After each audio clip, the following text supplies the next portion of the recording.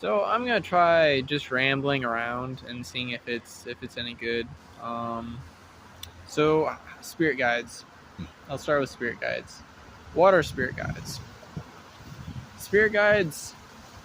How I guess the way that makes they're kind of a weird concept. They're kind of a not such a direct thing to explain because on one hand there's sort of like these spirits that just tell you what to do and tell you like what choices to make. I mean, they don't tell you, more like you can communicate with them through synchronicities. You can see their sort of communication to you. So, but you can talk to them too. But they're a bit harder to talk to than like a ghost or a some god. Which I want to phase out using saying God. I want to say daemons now, like Neoplatonism. And I always cringe saying God because it's like Abrahamically, God is the all, but also a person.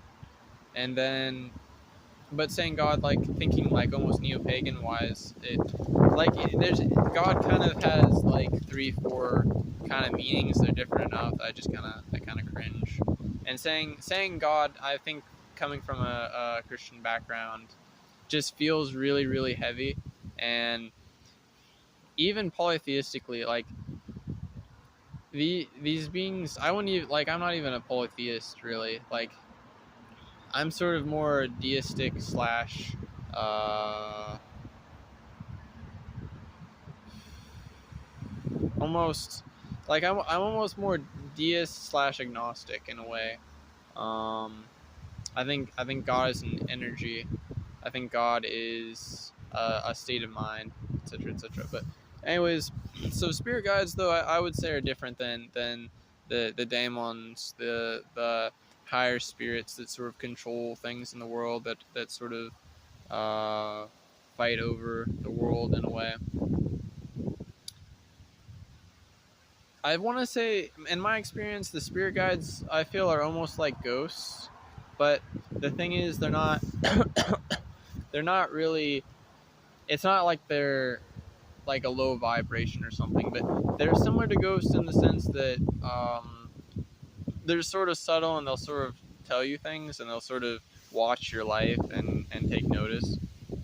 But ghosts sort of do it out of boredom because they don't have anything to do. Spirit guides are actually like the spirit the phenomenon of the spirit guide is the same. It's the same thing as a guardian angel. Your guardian angels are your spirit guides. You can use either.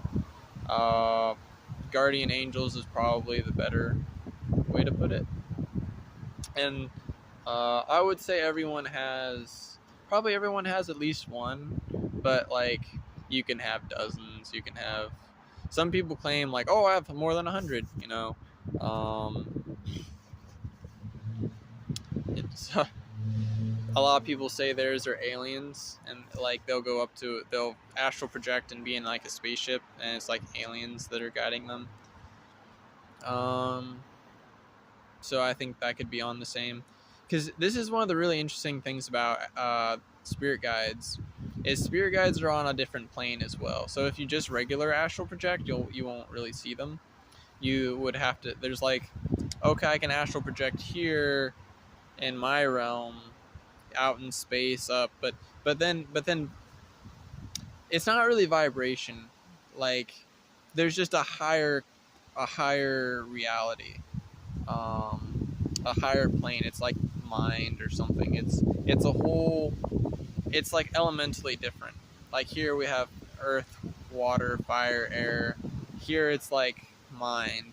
And these beings, sometimes will have some elemental affiliation, but it's a different plane. I don't really know how to explain it or what it is. I think um, what I have been told. Okay, like even Kashmir Shaivism or like Enochian, there's like 30 to 36 layers, like 30 to 36 ethers of going up through the astral plane, through the mental plane, through the spiritual plane. I'm not sure if the ethers and or the 30 ethers or the 30 aethers and the 36 tattvas, if that's just the astral plane or if that also is into the mental plane. I know there's some overlap between the mental plane and the astral plane below it. So spirit guides are on a more mental level of the astral plane. So I know that.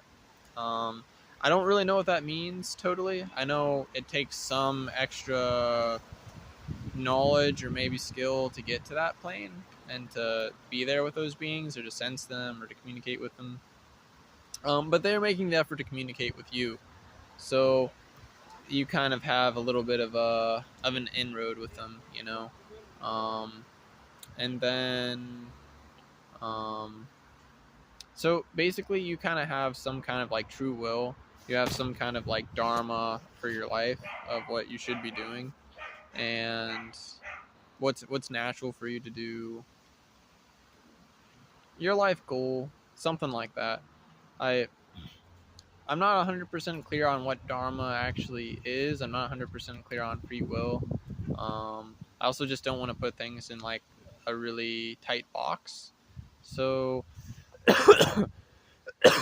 um, spirit guides though will lead you towards sort of what you wanted to do, which comes from the last lifetime. It comes from so it comes from the last lifetime, so it comes from karma. It also comes from you just have everyone has some affiliations towards like higher beings, towards demons. So you know, some people are related more to jinn, some people are related more to fallen angels, some people are related more to angels, some people are related to like a different camp of angels, you know. Some people are more related to different starseed groups, etc., etc., etc. Like, and your spirit guides, you can even look at what your spirit guides are, the way they look, and tell a lot about who you are and what your destiny is. Um, like some people it's their destiny to be evil, and their spirit guides are actually will reflect that. So like some people have like dark fae spirit guides I've seen. Some people have light fae, like really frivolous, like fairy tale fairies. I think that's not so uncommon.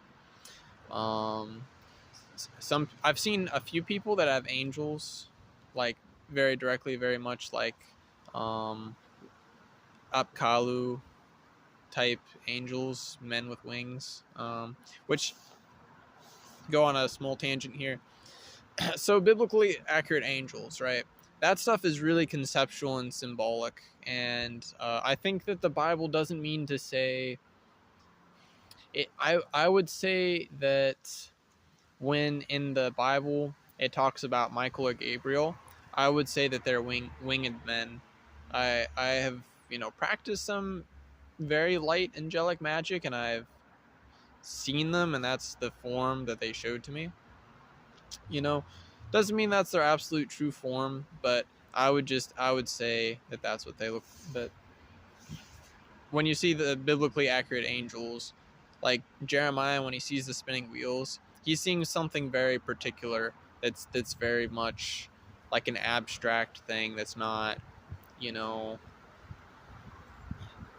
it's not like there's just a whole race of wheel people, you know, that I would know of. According to C.W. Leadbeater, these things are actually talked about in I don't know if it's the Hindu scriptures or somewhere in like Buddhist scriptures, but they're the controllers of the four directions, and apparently the description is exactly the same way before Jeremiah.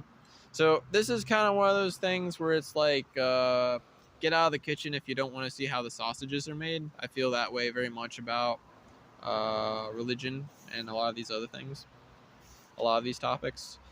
That being said, I don't actually know in this case if C.W. Leadbeater, I don't know if his interpretation of that was correct or if he was kind of like going ancient alien styles, like it's aliens, it's all connected, because his partner in crime, Helena Blavatsky, and her like Mahatma letters and the Secret Doctrine. I read that stuff. I read a little bit of it fairly carefully, and I kind of jump around because I kind of let the book sort of talk to me and reveal itself to me, because occult texts have that power, that they're almost like a being within themselves. And yeah, I wasn't impressed. Like, okay, she said that Brahma is basically like the Ein Sof of like aeonic God, and that's the point, and that's what these old gurus taught her. That I don't know if we actually know historically if these guys